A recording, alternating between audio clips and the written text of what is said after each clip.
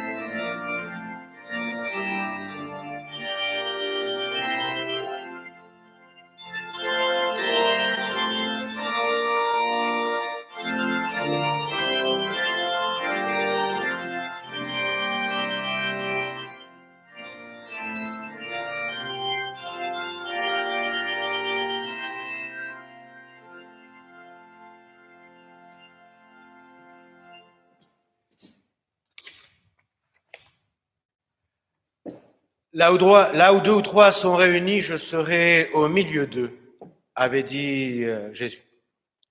Alors, dans une certaine mesure, dans une certaine façon, nous sommes réunis et Jésus est là au milieu de nous. Chaque dimanche.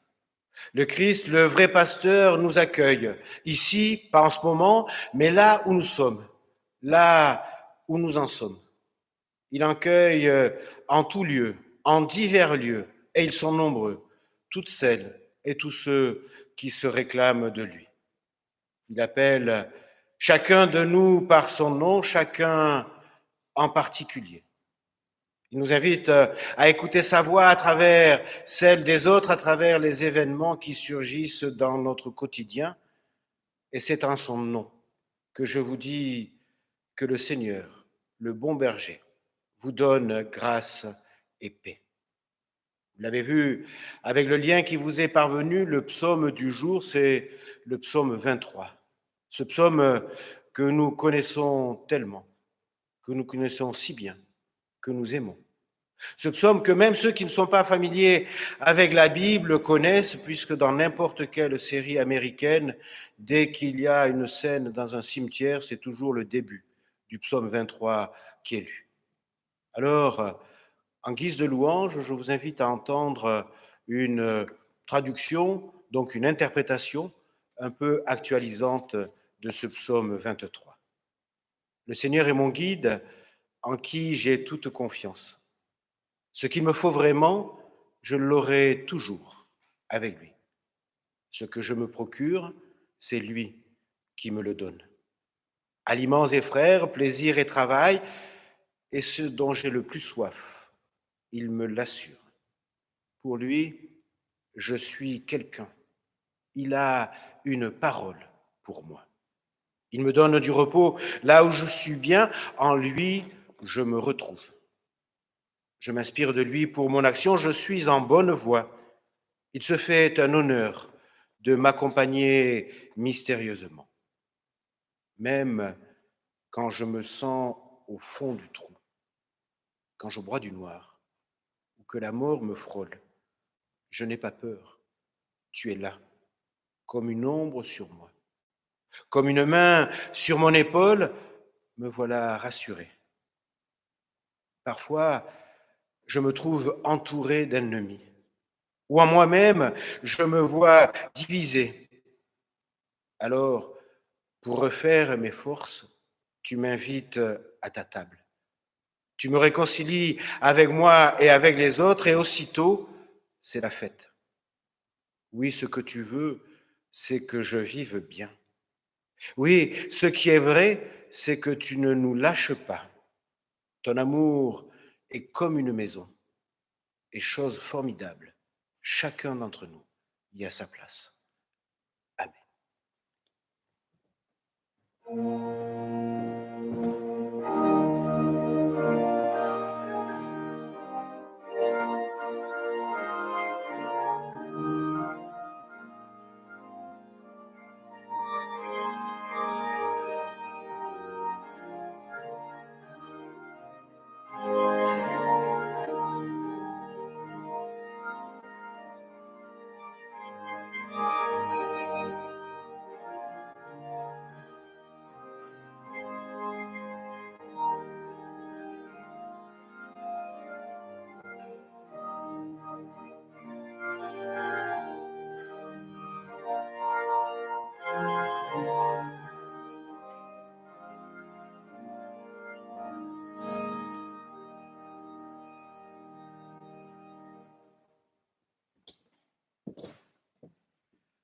Nous prions. Père, ton Fils est venu pour être notre bon berger et nous avons suivi d'autres guides.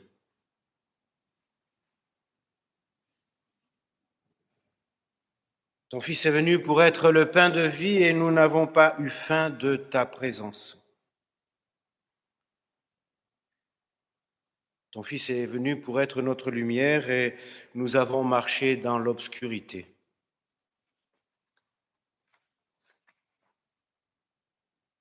Ton Fils est venu pour être le chemin et nous sommes égarés.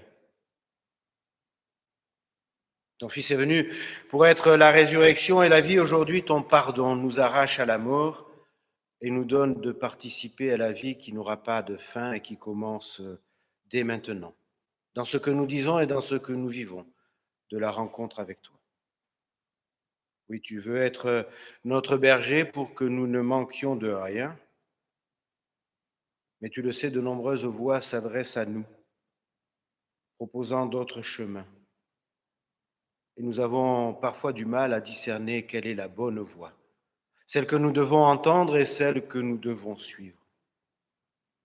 Alors nous t'en prions, viens à nous avec le pouvoir de ton Esprit Saint.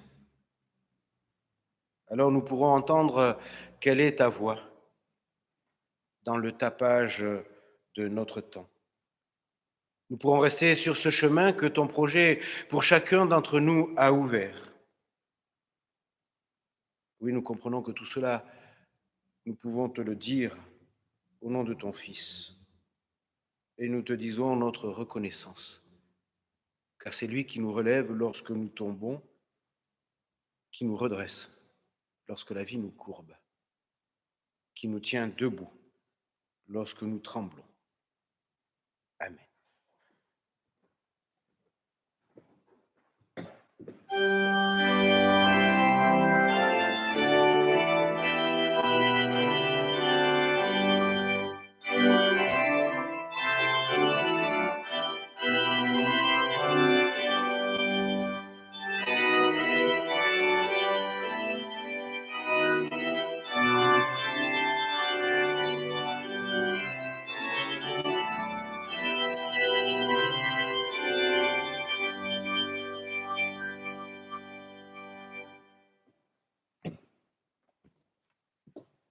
Chers amis, frères et sœurs, il nous faut mettre la parole en pratique, celle que nous allons entendre, bien évidemment, mais aussi celle que nous comprenons de la présence de Dieu dans nos vies. Et plus que la mettre en pratique, il faut la mettre en poésie. Ce que la parole fait de nous, chers amis, frères et sœurs, ce sont des poètes, c'est-à-dire étymologiquement, littéralement, des créateurs. Oui, être poète de la parole, créateur de la parole, c'est la faire advenir. Il ne faut pas se contenter de l'écouter parce que nous nous abuserions. Celui ou celle qui écoute la parole sans la pratiquer ressemble à un homme ou à une femme qui s'observe dans un miroir et puis s'en va et puis oublie comment il était. Celui, au contraire, qui se penche sur la loi parfaite, sur la parole parfaite de liberté et s'y attache, non comme un auditeur distrait, mais pour la pratiquer, celui-là, celle-là est heureux, heureuse. Vous avez déjà entendu, peut-être aviez-vous lu déjà le psaume 23, je vous invite à entendre, réentendre cette parabole du berger qui se trouve dans l'évangile de Jean au chapitre 10. Et puisque c'est un dimanche d'école biblique, je suis sûr qu'il y a des tas d'enfants qui pourraient dessiner tout ce qu'ils comprennent et tout ce qu'ils entendent. De cette parabole, elle se prête à l'illustration. Dans l'évangile selon Jean, au chapitre 10, les versets 1 à 11. En vérité, je vous le dis, celui qui n'entre pas par la porte dans l'enclos des brebis, mais qui escalade par un autre côté, celui est un brigand. Mais celui qui entre à la porte est le berger des brebis. Celui qui garde la porte lui ouvre et les brebis écoutent sa voix.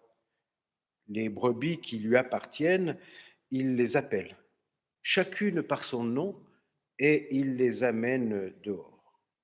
Lorsqu'il les a toutes fait sortir, il marche à leur tête, et elles le suivent parce qu'elles connaissent sa voix. Jamais elles ne suivront un étranger. Bien plus, elles le fuiront parce qu'elles ne connaissent pas la voix des étrangers. Jésus leur dit cette parabole, mais ils ne comprirent pas la portée de ce qu'il disait. Jésus reprit, en vérité, je vous le dis, je suis la porte des brebis. Tous ceux qui sont venus avant moi sont des voleurs et des brigands, mais les brebis ne les ont pas écoutés. Je suis la porte. Si quelqu'un entre par moi, il sera sauvé. Il ira et viendra et trouvera de quoi se nourrir. Le voleur ne se présente que pour voler, pour tuer et pour perdre. Moi, je suis venu pour que les hommes aient la vie et qu'ils l'aient en abondance. Je suis le bon berger. Le bon berger se dessaisit de sa vie pour ses brebis. Seigneur, ta parole est vérité. Rends-nous saints par ta vérité. Amen.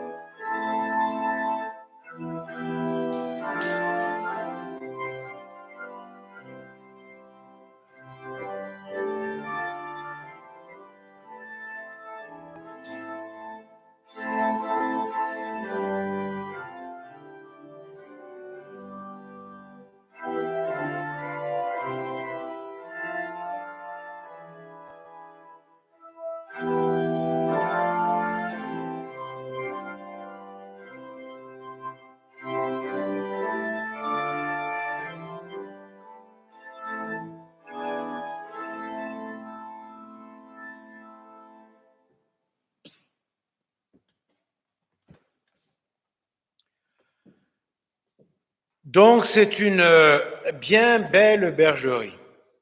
Peut-être même une bien belle et grande bergerie si je mélange cette parabole avec une autre où il est question de 100 brebis. Une belle bergerie, et puis il y a un portier au verset 3, celui qui garde la porte, littéralement, mot à mot, un veilleur de porte, un concierge en définitive. Étonnant? Pas tout à fait.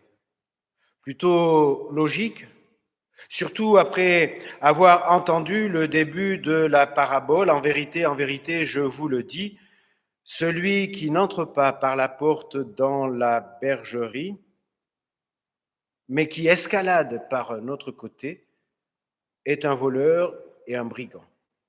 Mais celui qui entre par la porte est le berger des brebis.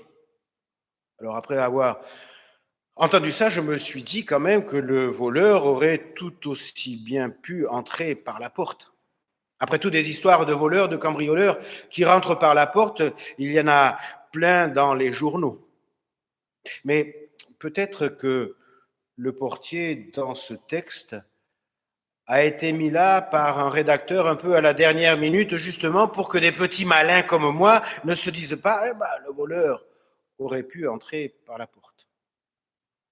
Mais en continuant à y réfléchir, et maintenant que j'y pense, le voleur en question a supposé qu'il n'entre pas par la porte, par où donc passerait-il? Toujours le texte qui dit « Celui qui n'entre pas par la porte dans la bergerie, mais escalade par un autre côté. » Escalade par un autre côté. Par le toit, par une fenêtre. Dans les deux cas, comment ferait-il pour faire sortir les brebis dont il est question et qui sont dans la bergerie? À moins, je ne sais pas moi, de les tondre, de les traire, de les manger sur place. Pas très pratique. Il faut du temps et puis un solide appétit. Et puis ce serait compté sans le gardien qui, lui, est à la porte de cette bergerie de luxe. Chers amis, pourquoi est-ce que je vous dis tout ça? Eh bien, je vous dis tout ça parce que nous sommes dans une parabole. Et que les paraboles, si toutefois nous ne sommes pas trop infestés par l'esprit de sérieux, les paraboles sont faites pour notre plaisir d'interpréter. Parce qu'elles sont constituées de multiples facettes et qu'elles offrent de multiples possibilités. Et que chacune d'entre elles est un chemin que notre spiritualité, notre piété, notre culte peut emprunter. Par exemple, évidemment, il y a la question inévitable, mais qui donc est le portier? À cela, Augustin, qui n'était pas plus saint que vous et moi, mais que la tradition a l'habitude de nommer Saint Augustin, bonne référence, Saint Augustin répond dans son commentaire de l'évangile de Jean, « Je vais donc dire ce qui me semble sur cette question profonde, que chacun choisisse ce qui lui plaît. » Et je me dis que si c'est Saint Augustin qui dit ça, l'inspirateur de Luther et de Calvin, pourquoi moi, pauvre petit pécheur anonyme, je m'en priverai? Oui, pourquoi moi, pauvre petit pasteur anonyme, je n'utiliserai pas aussi cette image? Tiens, petite parenthèse, pasteur, berger, comme on les appelle parfois. Dans un autre métier, celui que je faisais avant d'être pasteur de paroisse à Levallois, il m'arrivait souvent de discuter avec mes collègues pasteurs et de leur rappeler qu'il ne fallait pas confondre le rôle du berger, l'Éternel est mon berger, avec celui du bâton de berger et du chien du berger. Et je leur rappelais que, à tout prendre, même si l'image est incertaine, incomplète et peut-être pas tout à fait appropriée, les pasteurs de paroisse sont plutôt des chiens de berger que les bergers eux-mêmes. Parce qu'à tout y prendre et à bien y considérer, le chien du berger, qui aboie beaucoup, ne mord jamais. Et il veille toujours à ce que les brebis soient bien rassemblées, parce que ça permet aux bergers, d'abord, c'est plus pratique pour qu'elles le suivent, et surtout de les surveiller, de veiller sur elles dans leur ensemble. Et puis, une brebis qui quitte le troupeau, c'est toujours dangereux pour elle, parce qu'elle peut être la proie des prédateurs. Oui, le pasteur est plus un chien de berger que le berger lui-même, mais cette image est quand même un peu insatisfaisante, d'abord parce que je ne considère pas, et j'espère que mes collègues non plus, les paroissiens comme des moutons qu'il s'agirait de tous mettre en rang, mais que peut-être nous avons justement à faire en sorte que les paroissiens ne se comportent pas comme des moutons bêlants et unanime. Et qu'une part du métier de pasteur de paroisse consiste justement à ne pas être comme des moutons. Et maintenant que j'y réfléchis, cette image du portier, quand j'y pense, ça me va bien. Portier, veilleur, vigile. Être vigilant à ce que des voleurs ne puissent pas venir récupérer, dérober l'héritage merveilleux que sont nos textes bibliques pour les transformer en je ne sais quoi de massif, en dogme, en doctrine par exemple, en idéologie, en théorie de formule, en punchline, ce qui pourrait du coup, oui, contribuer à transformer les gens en moutons qui achètent, en moutons qui votent, en moutons qui ne votent pas, en moutons qui répètent ce qu'un autre mouton a déjà répété, en moutons qui s'enferment eux-mêmes dans des enclos et qui pensent que cet enclos est le centre de leur univers. Je pense là à ce qu'ils considèrent que leur bergerie, leur église est la seule vraie bonne et que le berger qui les surveille dans cette bergerie est le seul vrai bon berger. Je mesure l'ironie qu'il y a à dénoncer des enclos et des confinements en ce moment même, mais heureusement que dans notre confinement, il y a le culte et je suis fier d'y être là, la porte, oui, le portier, qui nous permet de sortir un peu de notre confinement quotidien. Oui, le portier a son importance. Ce rôle, qu'en bon protestant et au nom du sacerdoce universel, inventé par Luther, popularisé par Calvin, chacun de vous qui me voyez et m'entendez pourrait bien avoir la mission d'être, empêcher les voleurs d'entrer et de faire n'importe quoi avec ce précieux héritage, en manipulant les moutons, en prenant la voix ou en imitant la voix du vrai berger. Ce qui suppose bien sûr que nous soyons en mesure de distinguer le vrai voleur du vrai prophète, susceptible, lui, d'ouvrir la porte pour libérer les moutons lorsque nous serions enfermés dans un enclos que nous n'aurions pas discerné de prime abord ni considéré comme une prison. Et je vous rappelle que dans la parabole, les brebis sortent de l'enclos. Voici, chers amis, ma contribution pour le portier. Mais si je vous raconte cela, c'est aussi pour vous faire sentir que dans ce passage de l'évangile de Jean, tout est extrêmement mouvant, changeant. Il y a d'abord cette histoire de portier, mais aussi, lorsque Jésus parle de celui qui entre par la porte, on imagine d'emblée qu'il va parler de lui en tant que berger. Mais en fait, non. Parce qu'ensuite, il va parler et dire qu'il est la porte. Vous conviendrez que ce n'est pas exactement la même chose que d'être une porte et que d'être un berger. Vous remarquerez qu'il fait cette précision de la porte des brebis après avoir constaté que ses disciples, pourtant qui le connaissent bien, ne comprennent pas de quoi il parle quand il leur parle du berger qui rentre par la porte. Alors est-ce que ce serait, je ne sais pas moi, une espèce de clin d'œil de l'évangéliste au lecteur qui pourrait commencer à se perdre dans cette parabole étrange? Enfin, finalement, il n'est pas à la porte, mais il est le berger. Il n'est pas le berger, mais la porte. Serait-ce une matérialisation, une concrétisation d'un lieu, d'un endroit de passage possible ou impossible? Mais alors, quel passage? Le passage impossible vers la lumière pour un crucifié déposé au fond d'un sépulcre, ou alors son passage possible vers cette lumière du jour? Passage. Nous savons depuis 3 semaines que Pâques signifie passage.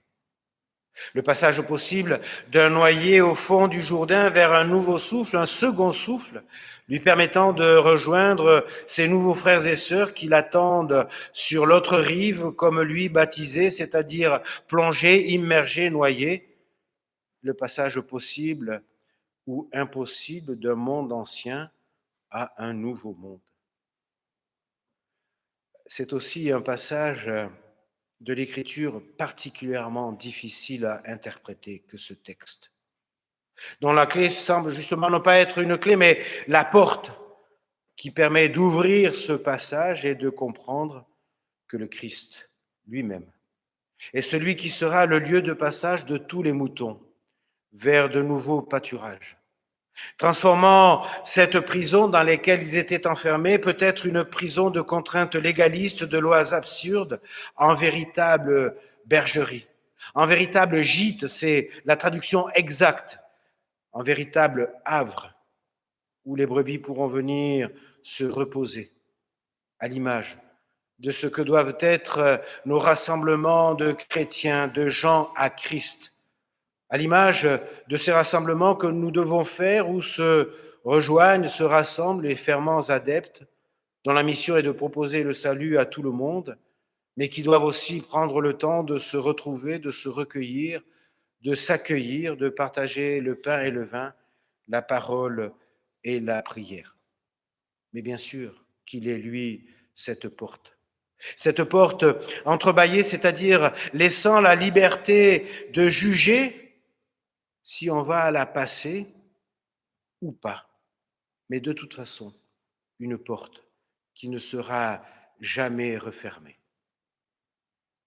Passage particulièrement difficile à interpréter que ce passage de la bergerie, du brebis, du berger, de la porte, parce que cette parabole ne s'arrête pas là.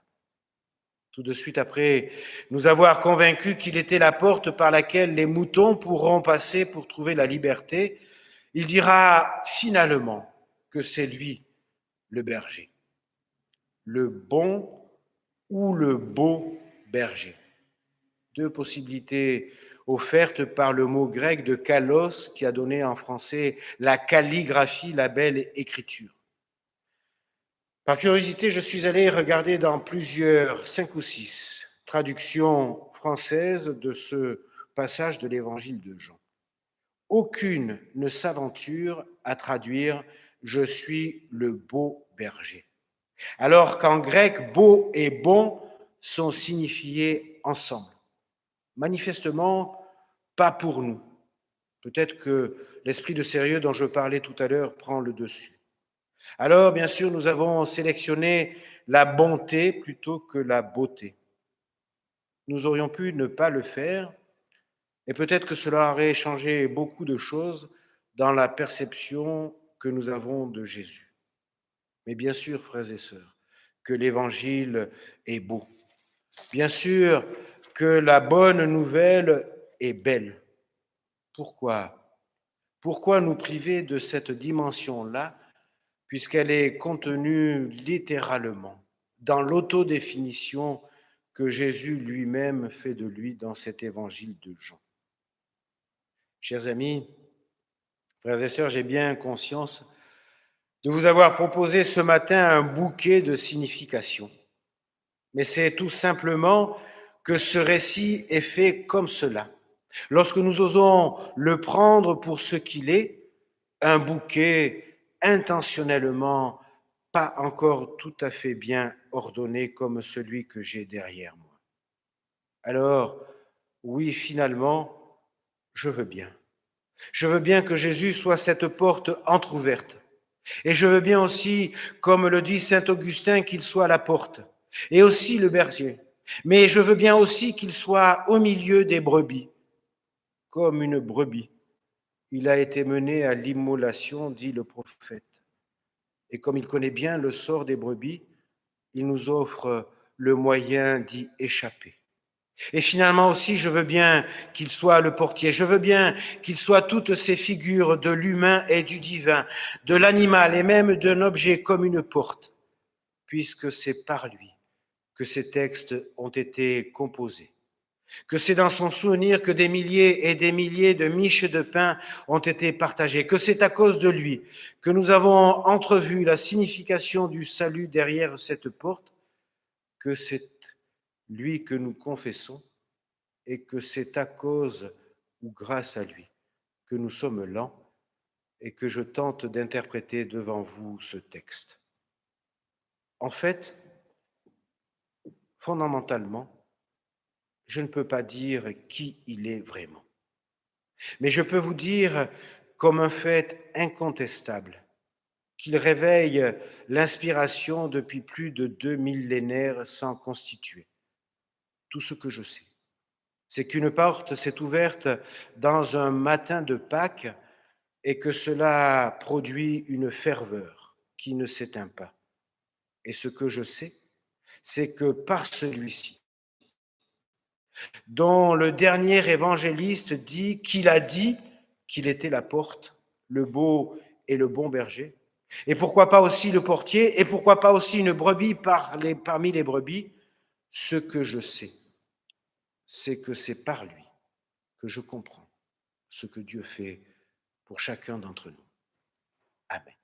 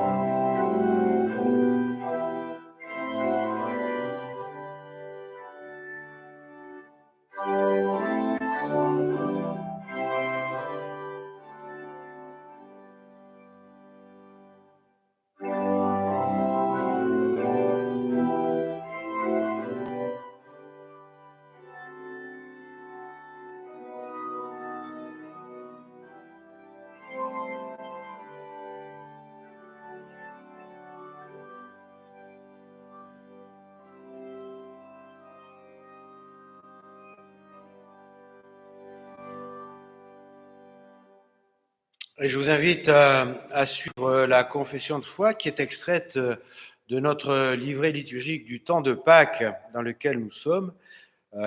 Si tout va bien, vous devez avoir sous la vidéo le texte de la confession de foi pour pouvoir la suivre ou la dire à haute voix si vous le souhaitez. Nous croyons en Dieu qui est grâce et qui a donné la terre à toute l'humanité. Nous croyons en Jésus-Christ qui est venu pour nous guérir et nous libérer de toute forme d'oppression. Nous croyons en l'Esprit de Dieu qui est à l'œuvre en tous ceux et toutes celles qui se sont tournés vers la vérité. Nous croyons en la communauté de foi qui est appelée à servir l'humanité.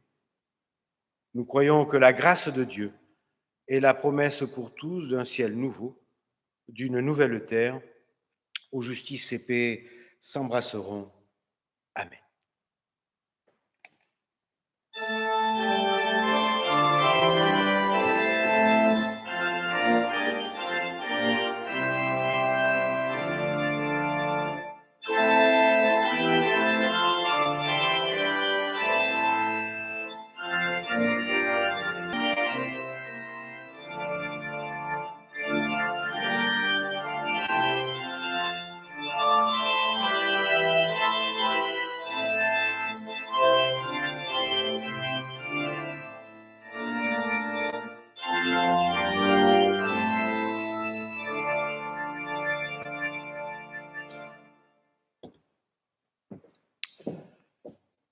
Je vous laisse le soin de trouver le moyen le plus approprié pour apporter votre offrande, que vous êtes devant votre vidéo. En quelques clics, vous devriez accéder au site de la paroisse qui vous permettra de le faire. Je voudrais, en ce dimanche, donner et partager quelques annonces avec vous. Elles ne sont pas toutes joyeuses. Le bouquet que vous avez derrière moi est celui qui était sur la table de communion jeudi pour le culte familial auquel quelques conseillers presbytérales ont pu s'associer, où nous avons remis Mina à Dieu dans l'espérance, la tristesse de notre résurrection à tous. D'autres sont affectés en ce jour, je pense à mes amis Bouvier, qui viennent de perdre la maman de Fabrice et qui nous regardent aussi en ce moment-là. Et puis je pense à toutes elles et tous ceux que j'accompagne dans cette période et qui, pour certains d'entre eux, ne peuvent même pas voir le visage de celui ou de celle qu'elles ont aimé. Et vous voyez, ce bouquet, c'est aussi un signe de vie. Au moment même où nous prions ensemble, jeudi dernier, j'apprenais la naissance d'une petite Candice. Finalement, c'est aussi un résumé, un raccourci, une synthèse de notre existence où vie et mort s'entremêlent. Et puis pour les habitués de ce culte, il y a, je crois, 3 semaines, dans la petite vignette d'attente, il y avait un prédicateur en herbe qui occupait cette chaire, mon petit-fils Maël, dont c'est l'anniversaire aujourd'hui. Anniversaire aussi aujourd'hui de son arrière-grand-oncle, voilà, pardonnez-moi ces messages personnels. N'hésitez pas à me faire parvenir les vôtres, c'est aussi une manière de continuer à faire du lien, à ce que la vie se propage. Et en termes d'annonce, je signale que c'est peut-être le moment de rappeler tous les enfants pour l'histoire qui suivra le dernier morceau de musique du culte, cette histoire où je rappellerai aussi le nom, mais toujours pas revenu, ces histoires bizarres qu'on dit sur cet animal qui a qu'une corne au milieu du front. Je vous invite à la prière d'intercession, où nous pouvons rejoindre ceux qui sont dans la joie, mais aussi ceux qui sont dans la peine.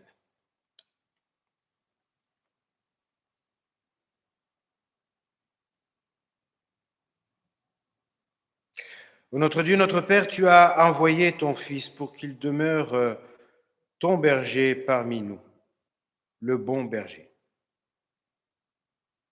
Par lui, tu nous as portés et protégés lorsque nous étions en danger. Par lui, tu nous gardes lors de nos passages difficiles. Tu participes à nos succès, à nos réussites, tu nous permets d'en aider d'autres. Oui, merci pour chaque journée, pour chaque heure, pendant lesquelles tu fus pour l'une ou l'autre, par l'une et l'autre, notre bon berger. Nous nous en souvenons et nous nous en souviendrons. Nous souhaitons simplement que tu continues d'être ainsi notre berger fidèle. Et quand il le faut, quand nous nous égarons, ramène-nous sur le bon, sur le beau, sur le vrai chemin. Que ta présence soit particulièrement sensible pour celles et ceux qui sont seuls à cause de l'âge, ou quelle qu'en soit la raison. Que les vieux qui ont perdu leurs compagnons, leurs amis, ne se sentent pas délaissés ni isolés. Que les jeunes qui cherchent encore leur voie comprennent que toi, tu as quelque chose à voir avec leur avenir.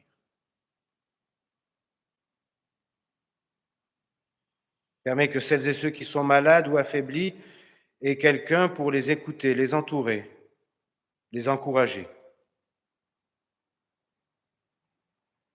Reste le berger de tous celles et tous ceux qui portent des responsabilités dans notre monde. Ils doivent être les bergers pour les autres.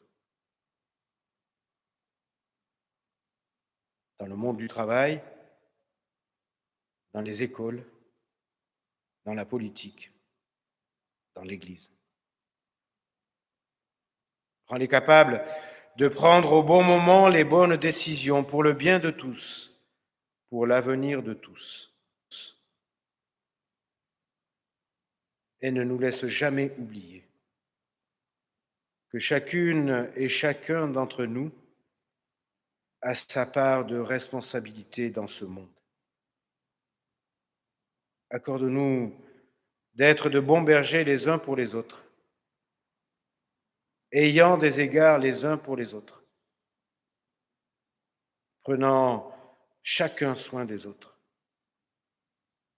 Permets-nous de marcher sur tes traces, maintenant et toujours, derrière celui qui nous a appris à te dire, notre Père qui es aux cieux, que ton nom soit sanctifié, que ton règne vienne, que ta volonté soit faite sur la terre comme au ciel. Donne-nous aujourd'hui notre pain de ce jour. Pardonne-nous nos offenses comme nous pardonnons aussi à ceux qui nous ont offensés. Ne nous laisse pas entrer en tentation, mais délivre-nous du mal, car c'est à toi qu'appartiennent le règne, la puissance et la gloire pour les siècles des siècles. Amen.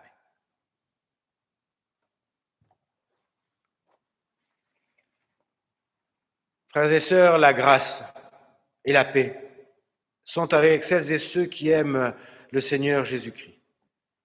Que le Dieu Tout-Puissant vous bénisse, que le Père vous aime, que le Fils vous guide et que l'Esprit vous rende capable d'aimer pour ce temps et pour tous vos temps. Amen.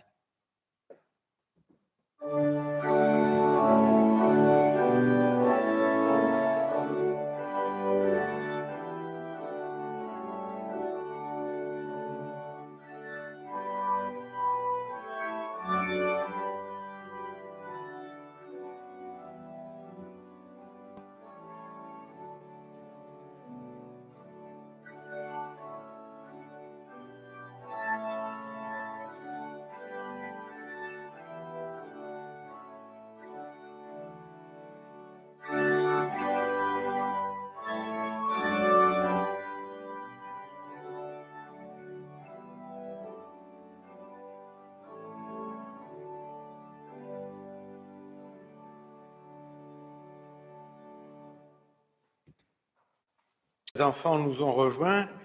Alors voilà, d'abord l'histoire de l'animal dont le nom m'est revenu, c'est la licorne. On raconte des tas de bêtises sur la licorne, comme quoi elle n'existerait pas. Qu'elles n'ont pas pu rentrer dans l'arche de Noé parce que quelqu'un s'était trompé et qu'il n'y avait que 2 mâles. Et que, une fois que d'autres histoires disent qu'elles sont rentrées dans l'arche de Noé, mais que la corne était dangereuse, donc on l'a jetée à l'eau et que c'est devenu le narval. Tout ça, c'est que des bêtises. Justement, parce qu'elles étaient fragiles. Noé leur a réservé un tout petit espace dans son arche et leur a appris à se cacher. C'est pour ça qu'aujourd'hui, on ne voit pas les licornes parce qu'elles savent très bien se cacher. Et je peux vous dire que ce que je viens de vous dire, c'est vrai parce que c'est une sirène qui me l'a dit. Maintenant, l'histoire.